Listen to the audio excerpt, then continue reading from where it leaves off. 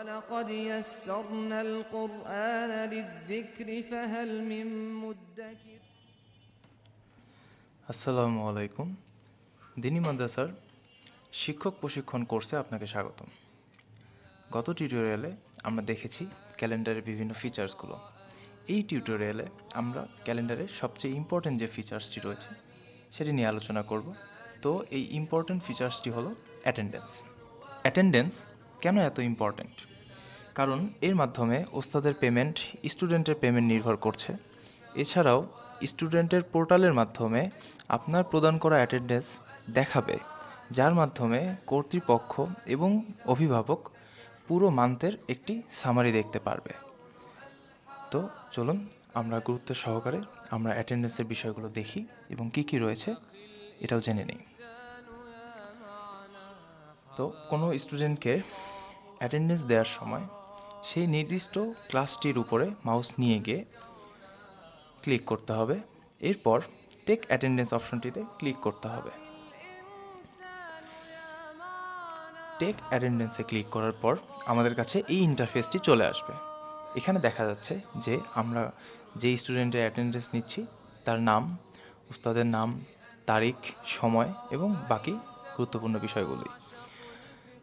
এছাড়াও নিচে রয়েছে অ্যাটেন্ডেন্স, লেসন ডিটেলস এবং হিস্টোরি। অ্যাটেন্ডেন্স নিয়ে আমরা এই টিউটোরিয়ালে আলোচনা করব।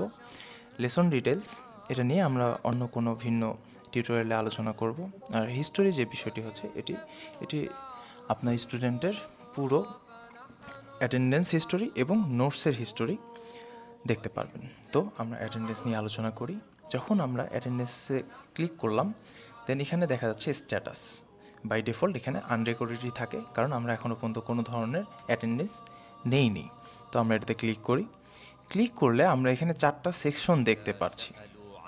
এই 4টা সেকশনের মধ্যে প্রথমটা হচ্ছে আনরেকর্ডেড, পরের সেকশনটা হচ্ছে প্রেজেন্ট সেকশন, এর পরের সেকশনটা হচ্ছে অ্যাবসেন্ট সেকশন। এখানে দেখা যাচ্ছে দাগের মাধ্যমে প্রত্যেকটা সেকশন আলাদা করা হয়েছে। তো প্রথমটা হলো প্রেজেন্ট সেকশন, এরপরে অ্যাবসেন্ট সেকশন, এরপরে ক্যান্সেল সেকশন। এটি হলো টিউটর ক্যান্সেল সেকশন। তো কোনো স্টুডেন্ট আমরা কিভাবে প্রেজেন্ট নেব সেটা আমরা বুঝি।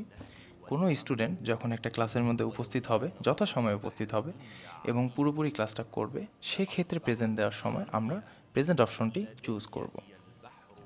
এটা সিলেক্ট করে আমরা এখানে দেখা যাচ্ছে সেভ অপশনটি রয়েছে, আমরা সেভ করে দেব। আর এখানে যেহেতু আমরা বলেছি এটা প্রেজেন্ট সেকশন, তো এখানে প্রেজেন্টের পাশাপাশি লেট রয়েছে। এটাও প্রেজেন্ট, কিন্তু লেট মানে আমরা বুঝতেই পারছি যে স্টুডেন্ট লেট।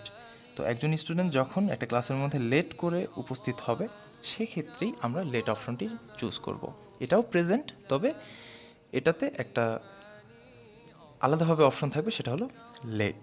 এর মাধ্যমে কর্তৃপক্ষের কাছে একটা ট্র্যাক থাকবে, সামারি থাকবে, যে কোনো স্টুডেন্ট যদি ঘন ঘন লেট করে ক্লাসে উপস্থিত হয় সেক্ষেত্রে কর্তৃপক্ষ অভিভাবকের সাথে কথা বলে এই বিষয়টি ঠিক করে নেবে।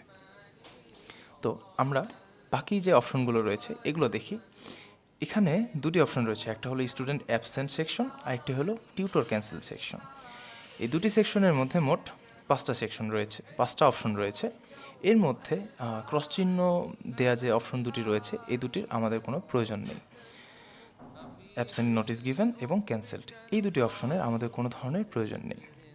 তো এখানে বাকি রয়েছে আর 3টা অপশন। তো 3টা অপশনের মধ্যে এখানে সবচেয়ে কমন যে বিষয়টি আছে সেটা হলো মেকআপ। তো একটা মেকআপ কি, অথবা আমরা এটাকে মেকআপ ক্রেডিটও বলে থাকি। মেকআপ ক্রেডিট কি সেটা আমরা জানি। মেকআপ ক্রেডিট হলো এমন একটি সুযোগ যা শিক্ষার্থীদের অনুপস্থিত ক্লাস পুনরায় করার সুযোগ করে দেয়। এই যে সুযোগটা আমরা করে দিচ্ছি এটাকেই মেকআপ ক্রেডিট বলে। এখানে সংক্ষেপে মেকআপ বলে দেয়া আছে। তো যদি কোনো শিক্ষার্থী মাদ্রাসার নিয়ম অনুযায়ী ক্লাস ক্যান্সেল করে তবে সে একটি মেকআপ ক্রেডিট পাবে। এই ক্রেডিট ব্যবহার করে শিক্ষার্থী পরবর্তী সময়ে সেই ক্লাস করতে পারবে।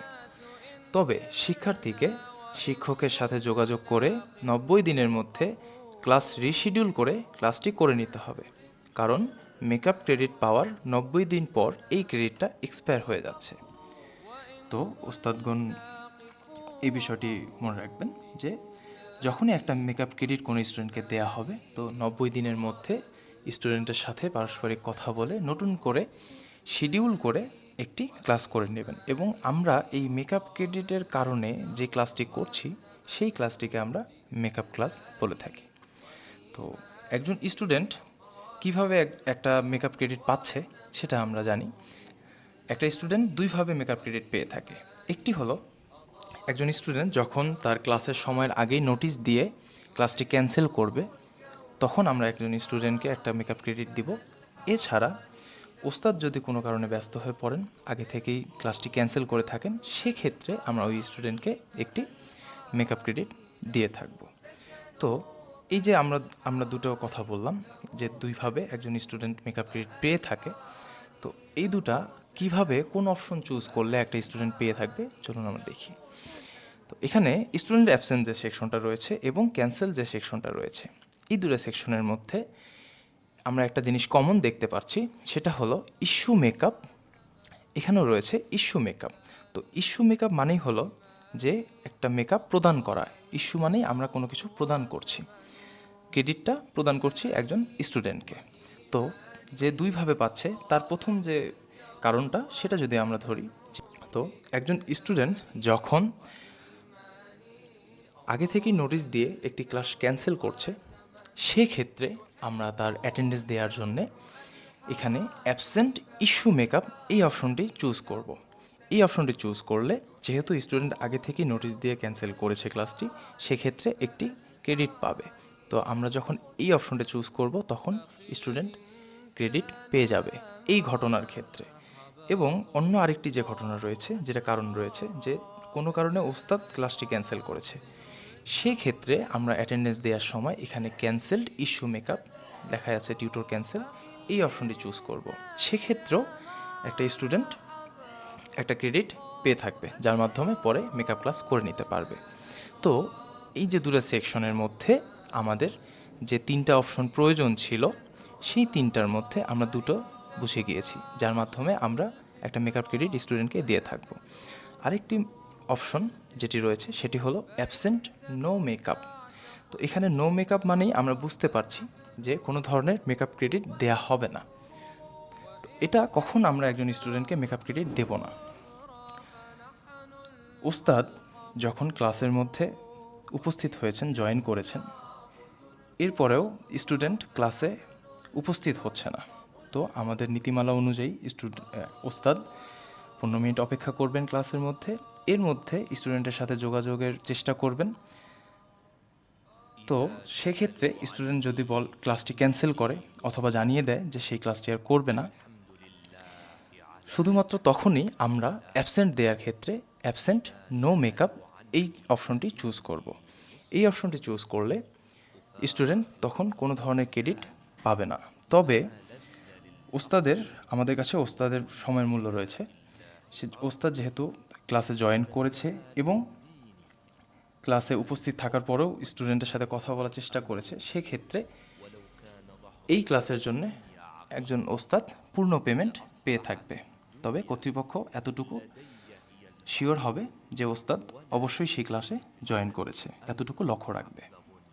তো এখানে যে অপশনগুলো রয়েছে অ্যাটেন্ডেন্সের, আমরা সবগুলোই দেখে ফেললাম। আমরা আবার নতুন করে একটি সামারি দেখি। প্রথমেই বাই ডিফল্ট আনরেকর্ডেড থাকে।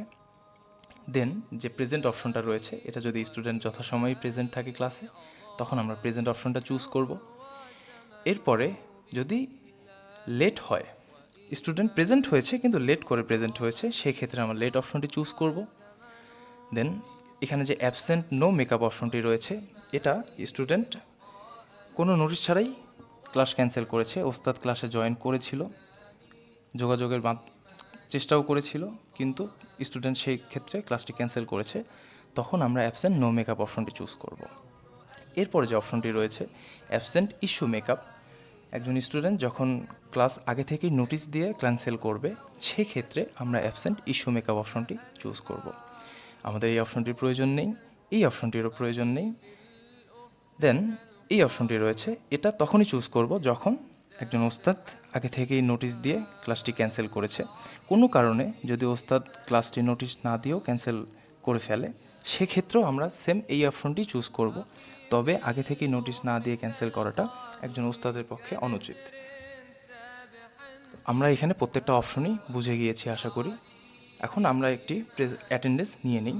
যেমন আমরা এখানে প্রেজেন্ট অপশনটি ক্লিক করছি, সিলেক্ট করে আমরা যখন সেভ করছি, সেভ করার পর আমি যেই ক্লাসটাতে অ্যাটেন্ডেন্স নিয়েছি এখানে একটা চেঞ্জেস এসছে। সেটা হলো এখানে একটি মার্ক চলে আসছে। এই মার্কে যখন আমরা মাউসটা উপরে নিয়ে যাচ্ছি তখন এখানে লেখা দেখাচ্ছে প্রেজেন্ট। তো কোনো কারণে যদি আমাদের অ্যাটেন্ডেন্স নিতে ভুল হয়ে যায় বা আমরা ভুল কোনো অপশন ক্লিক করে থাকি, সেভ করে থাকি, সেক্ষেত্রে সেটা পরিবর্তন করার জন্য ওই ক্লাসটির উপরে মাউস নিয়ে আমরা আবার ক্লিক করব, দেন টেক অ্যাটেন্ডেন্সে ক্লিক করব। এরপরে আমাদের প্রয়োজন অনুযায়ী যেই অ্যাটেন্ডেন্সটি দেওয়া দরকার আমরা সেটাই ক্লিক করে সেভ করে দিব। এখানে সেভ করলে দেখা যাচ্ছে যে কোনো কিছুর পরিবর্তন হয়নি। তবে যখন আমি এই মার্কের উপরে আমার মাউসটা নিয়ে যাব এখানে দেখা যাচ্ছে প্রেজেন্ট, সাথে লেট লেখাটাও চলে আসছে।